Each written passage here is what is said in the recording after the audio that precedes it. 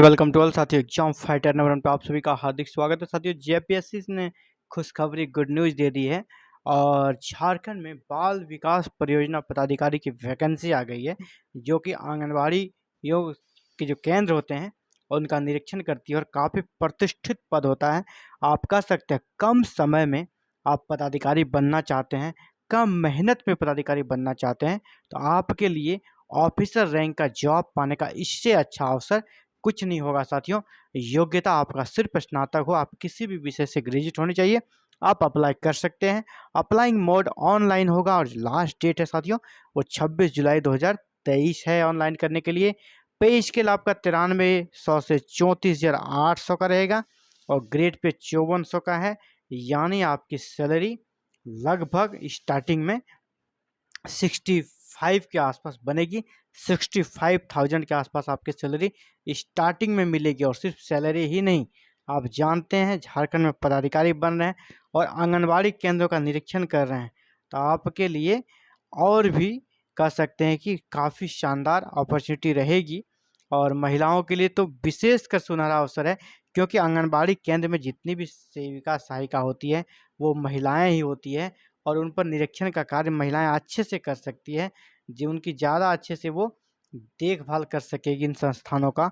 तो महिलाओं के लिए 50% सीटें आरक्षित कर दी गई है, यानी जितनी सीटें हैं इसका 50% सीट महिलाओं से भरा जाएगा। हालांकि पहले तो 100% सीटें महिलाओं के लिए ही रहा करती थी। ये लड़कियों के लिए कह सकते हैं बेस्ट जॉब है, लड़कियों के लिए एक नंबर का जॉब इसे माना जाता है और इसका लोग बेसब्री से इंतजार करते हैं। चलिए, ये जॉब आ गई है आपके झारखंड जेपीएससी से, झारखंड लोक सेवा आयोग के माध्यम से ये वैकेंसी आई है। देखिए यहाँ पे विज्ञापन प्रकाशित हो गया है, बाल विकास योजना पदाधिकारी, यानी आप पदाधिकारी बन सकते हैं। कुल पदों की संख्या 64 है, काफ़ी अच्छी सीटें हैं। नियमित नियुक्ति होगी, एग्जाम बेस्ड सिलेक्शन होगा। आपका आवेदन ऑनलाइन होगा। ऑनलाइन आवेदन 27 जून 2023 से स्टार्ट है और 26 जुलाई 2023 तक ऑनलाइन होगा, यानी लास्ट डेट 26 जुलाई 2023 है। 1 महीने का समय दिया है। और साथियों, इसमें मुख्य जो बातें हैं इन सभी चीज़ों के बारे में डिस्कस करेंगे। एग्जाम पैटर्न के बारे में डिस्कस करेंगे, कैसे सफलता पाया जाए इसके बारे में डिस्कस करेंगे। तो सबसे पहले देख लेते हैं सीटों की संख्या। सीटों की संख्या अलग अलग कैटेगरी के लिए यहाँ पे दे दी गई है। देखिए, टोटल है आपका 64 में अनरिजर्व के लिए 34, एससी के लिए 2 सीट्स, एसटी के लिए 21, BC1 के लिए 1, BC2 के लिए सीट नहीं है, ईडब्ल्यूएस के लिए 6 सीटें। साथियों, अभी जितनी भी वैकेंसीज आ रही है, एक चीज़ आप नोटिस कर रहे सीटें रहती है सबसे ज़्यादा जनरल में, इसके बाद एसटी में, बाद बाकी की सीटें गोवन हो जाती है, जो कि कह सकते हैं किसी भी तरह से अच्छी नहीं मानी जाएगी। क्योंकि ये सरकार पे शिकायत बार बार आया जा रहा है कि उन्होंने एसटीओ को कह सकते नौकरी देने का ठेका ले रखा है, और दूसरा अनरिजर्व का तो जो सीट है, बाद बाकी कैटेगरी की सीटें कहाँ गई। इस समतुल्यता के सिद्धांत का सबके लिए ख्याल रखा जाना चाहिए, लेकिन ऐसा यहाँ पे देखा नहीं जा रहा है। अब इसके तब में जाके एनालिसिस करना होगा आखिर वजह क्या हो रही है। क्या और भी कैटेगरी में सीटें आरक्षित सीटें नहीं है? क्या वो सीटें फुलफिल पहले से ऑलरेडी हैं और सिर्फ एसटी और जनरल की ही सीटें खाली हो रही हैं?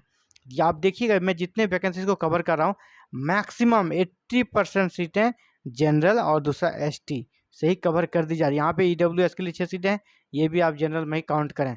जो 34-40 सीटें जनरल में और 21 सीटें एसटी में, यानी 61 सीटें आपका हो गया जनरल और एसटी में। बाद बाकी कितनी सीटें बची?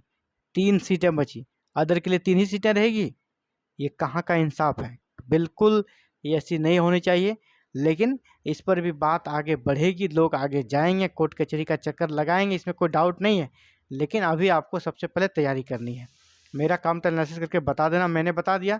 इस पर आगे और भी लोग आगे बढ़ रहे हैं और जल्द ही ये मामला हाईकोर्ट में भी जाएगा। लेकिन अभी आप एक एज ए स्टूडेंट आप तैयारी करें। ये शानदार ग्रेड पे, शानदार पे पे स्केल है, इस जॉब को हासिल करें। ऑफिसर रैंक का ग्रुप बी लेवल का जॉब है, जिस लेवल का बीडीओ सीओ का जॉब है उसी ग्रुप बी का लेवल का जॉब है साथियों। न्यूनतम उम्र आपका 22 साल है, अधिकतम उम्र यहाँ पे दे दी गई है अधिकतम उम्र 35 है, पिछड़ा वर्ग के लिए 37 है, और यहाँ पर अनुसूचित जनजाति, अनुसूचित जाति, इन सब के लिए आपका 40 ईयर है, और ईडब्ल्यूएस के लिए 35 ईयर एज रखा गया है। आगे देखिए, यहाँ पे एग्जाम पैटर्न दिया गया, प्रारंभिक और मुख्य परीक्षा होगी यानी पीटी एंड मेंस होगा। तो प्रारंभिक परीक्षा में 2 पत्र होंगे। कौन कौन से 2 पत्र होंगे? दोनों पत्र 100 अंक के होंगे। पहला जो पेपर होगा यहाँ देख लें, 100 अंक का क्या होगा? जीएस, सामान्य अध्ययन होगा जीएस 100 अंकों का, जिसमें इतिहास से पूछा जाएगा, भारतीय इतिहास विशेषकर राष्ट्रीय आंदोलन से प्रश्न। और फिर है भारत और विश्व का भूगोल यानी ज्योग्राफी पढ़ना है। इंडियन पॉलिटी एंड इकोनॉमी, भारतीय राज्य व्यवस्था और अर्थव्यवस्था। झारखंड को पढ़ना, झारखंड का इतिहास, भूगोल, अर्थव्यवस्था एवं संस्कृति। ये हो गया 100 मार्क्स का। ये आपका पेपर 1 100 मार्क्स का पूछा जाएगा, ये पीटी के लिए। पेपर 2 में भी समान अध्ययन ही है, लेकिन ये भी 100 मार्क्स का है, लेकिन यहाँ पे क्या है? राज्य, देश एवं विश्व की प्रमुख समसामयिक घटना यानी करंट अफेयर्स। समान विज्ञान, यहाँ पे विज्ञान से संबंधित प्रश्न पूछे जाएंगे। सामान्य मानसिक क्षमता, तर्क एवं विश्लेषण, यानी हल्का फुल्का रीजनिंग एंड मैथ को कंबाइंड प्रश्न आएगा। और ये भी आपका सेकंड पेपर जो होगा ये भी 100 नंबर का होगा, यानी 200 नंबर का पीटी होगा। इसे जब आप क्वालिफाई करते हैं साथियों, तो आपका फिर मेंस का एग्जाम होगा, क्योंकि आप ऑफिसर बन रहे हैं, बिल्कुल जैसा जेपीएससी सिविल सर्विसेज का होता है, यहाँ भी सेम वैसा ही प्रक्रिया को फॉलो किया जाएगा। दूसरा है लिखित मुख्य परीक्षा। यहाँ पे कौन कौन से विषय? सबसे पहले आपका क्वालिफाइंग पेपर एक लैंग्वेज होगा, हिंदी 100 अंकों का, जो सिर्फ आपको क्वालिफाई करना है, इसका अंक मेरिट में नहीं जुड़ेगा। 30% अंक लाएंगे तो आप क्वालिफाई हो जाएंगे। अगर नहीं ला पाते हैं तो आपका अगला पेपर चेक ही नहीं होगा। तो लगभग लोग पास कर ही जाते हैं। जो ग्रेजुएट है वो हिंदी में 100 में 30 नंबर ले ही आएंगे। कंप्रिहेंशन है, ग्रामर है, बहुत सारी चीज़ें हैं। और दूसरा पेपर जो होगा मुख्य परीक्षा का सामान्य अध्ययन होगा, और सामान्य अध्ययन में भी 2 पत्र होंगे। जैसे कि मैं पीटी में देखा हम लोगों ने सामान्य अध्ययन के 2 पत्र थे, इसी प्रकार मेंस में भी सामान्य अध्ययन के 2 पत्र होंगे, सभी ऑब्जेक्टिव प्रश्न होंगे। अगला है एक आपको कह सकते हैं ऑप्शनल सब्जेक्ट चूज करने का अवसर देता है, और वो है ऑप्शनल सब्जेक्ट्स में आपके पास अवसर बहुत कम है, बस 4 विषय हैं।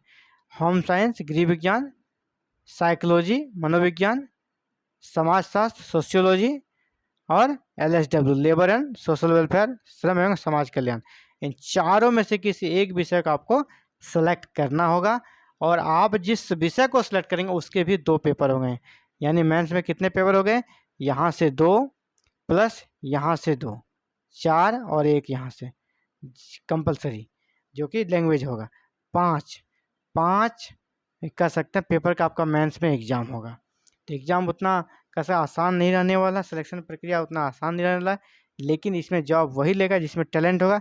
इसके बाद आपका इंटरव्यू होगा, इंटरव्यू के बाद आप पदाधिकारी बन जाएंगे। तो मुख्य कह सकते हैं बात है यहाँ पर आपको एग्ज़ाम पास करना है, और पीटी और प्रारंभिक परीक्षा दोनों पर आपको एक साथ ध्यान देना है, और तभी आप CDPO बन पाएंगे झारखंड में। और CDPO का जॉब ग्रुप बी लेवल का जॉब है, काफ़ी शानदार पदाधिकारी बनने का आपको अवसर दे रहा है यहाँ पर। हालांकि प्रश्नों का लेवल जेपीएससी की तरह सिविल सर्विसेज की तरह नहीं रहता है, ये काफ़ी उससे लो रहेगा, यानी कि कम मेहनत में आप ऑफिसर बन सकते हैं।